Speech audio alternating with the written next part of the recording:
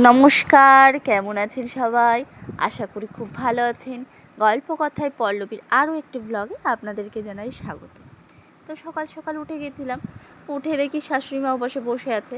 তো শাশুড়িমাকে একটু রাগাচ্ছিলাম, দেখেছেন কেমন রেগে যাচ্ছিল। আসলে এমনি রাগছিল, আসলে রাগছিল না কিন্তু। তারপর কাজকর্ম করে এসে চাটা বসিয়ে দিয়েছিলাম। আর এই দেখেছেন কত বৃষ্টি।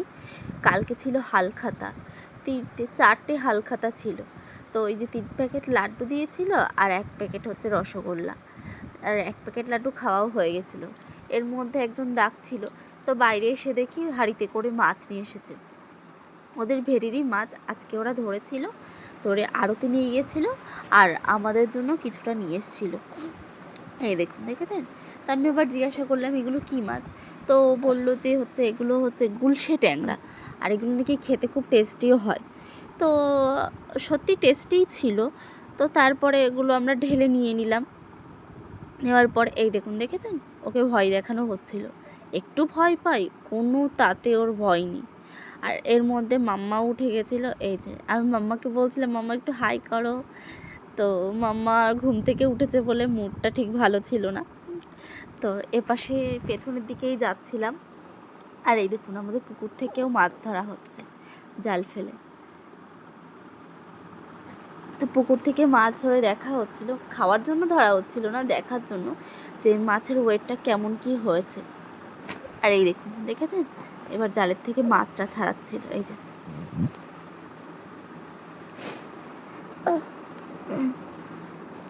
আর এই যে মাছগুলো ছাড়াচ্ছিল জালের থেকে, দেখেছেন খুব একটা বড় হয়নি। তো আবার ওগুলো জলেই ছেড়ে দেওয়া হচ্ছিল। তো সব মাছগুলো ছাড়িয়ে নিয়ে তারপরে আবার জলে ছেড়ে দেওয়া হবে, কারণ খুব একটা বড় হয়নি। ওই কতটা ওই 200, 250, 300 এরকম একটা সাইজ এসছে। তো ওই জন্য আবার ছেড়ে দেওয়া হবে, যখন এগুলো একটু বড় বড় হবে তারপরে ওগুলো ধরা হবে। তো এই দেখুন জলে ছেড়ে দেওয়া হচ্ছে আবার মাছগুলোকে, দেখেছেন। তো তারপর আমি চলে এলাম কাচাকুচি করতে। তো জামা কাপড়গুলো ভিজিয়েও দিয়েছিলাম। আর তারপরে ওদিকে কাচাকুচি করে নেড়ে টেড়ে দিয়ে এবার 2 জায় মিলে বসে পড়লাম মাছ কাটার জন্য। তো 2 জায় গল্প করছিলাম আর মাছ কাটছিলাম। কী জন্য যে একটা বলছিলাম আমার না খেয়াল নেই। যাই হোক 2 জনা মিলে অনেক গল্প করছিলাম আর মাছগুলো কেটে ফেলছিলাম। আর এই পেছন থেকে দেখুন দুষ্টুটা চলে এসছে, দেখেছেন। এই যে এত দুষ্টুমি করতে পারে। এই দেখুন ও মাঝখানে ঢোকার চেষ্টা করছে, বটির এখানে আসার চেষ্টা করছে, তো আমি আসতে দিচ্ছিলাম না। আর এই যে মাছগুলো ধুয়ে নিচ্ছিলাম আর মাছে একটু লবণ দিয়ে নিচ্ছিলাম। মাছে নাকি লবণ দিলে নাকি বেশ ভালো পরিষ্কারও হয়, আমার শাশুড়ি মা এটা বলে থাকেন। তো তাই তাড়াতাড়ি করে মাছগুলো ধুয়েও নিচ্ছিলাম। আর তারপরে ঘরে চলে আসলাম বিছানা তুলতে, কারণ আজকে একটু দেরি হয়ে গেছিলো বিছানাটা তুলতে।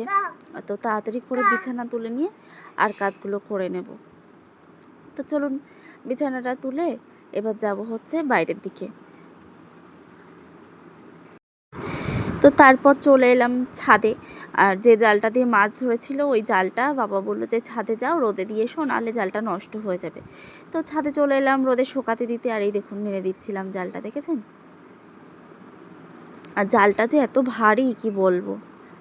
তো তারপর স্নান টান করে অন্যদিকে কাজকর্ম করে চলে এসেছিলাম পুজো দিতে। এই পুজো ঠাকুরের বাসনগুলো মেজে নিয়ে চলে গেছিলাম ওপরে। আর এই যে আমার পুজোও দেওয়া হয়ে গেল। পুজো দেওয়ার পরে সকালের খাওয়াটা খেয়ে নিয়েছিলাম, তো ওটার আর ভিডিও তোলা হয়নি। আর এটা দুপুরবেলায় রান্না হয়েছিল ডাঁটা দিয়ে আলু দিয়ে তরকারি, আর ওই গুলশে ট্যাংরা মাছের ঝাল আর ঝিঙে চচ্চড়িটা তোলা হয়নি। আর এই দেখুন 2 ভাই বোনে মিলে দুষ্টুমি করছে, দেখেছেন। তারপরে রাত প্রায় 9টা বেজে গেছিলো, এর মধ্যে ভিডিও তোলা হয়নি। আর এর মধ্যে দেখেছেন আমাদের চাষিদের মালা চলে এসেছিলো, আর মা ধোয়াও শুরু করে দিয়েছিল ফুলগুলো, আর দাদাও মেশিন নিয়ে চলে এসেছিলো। আর ওই দেখুন নীল ফুলের ব্যাগ, নীলকণ্ঠ ফুল যেটা। তো আজকের ব্লগটা এখানে শেষ করছি, এরপরে আর একদম ভিডিও করার সময় পাইনি।